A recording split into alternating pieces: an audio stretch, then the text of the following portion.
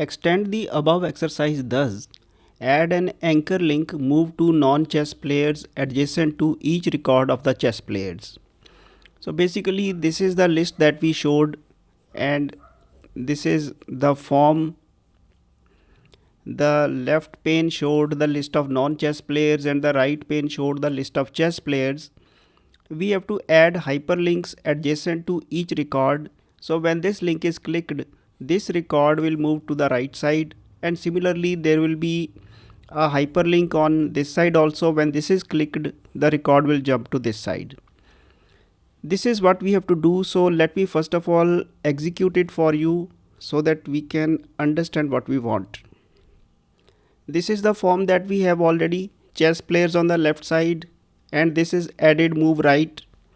Non-chess players move left, and this is the data entry form.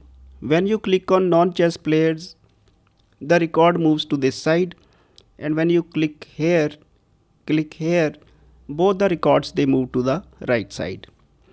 This is what we have to do. So let us have a look at the story. We have already discussed all the CSS and all these things in the last tutorial, in the last exercise, but right now this is the part that has been added. This one, player.name was already there. This time we have added ASP page handler is toggle. So in the backing class on get toggle,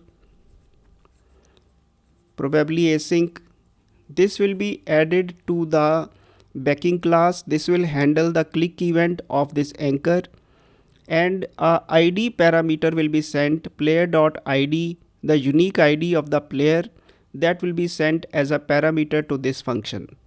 So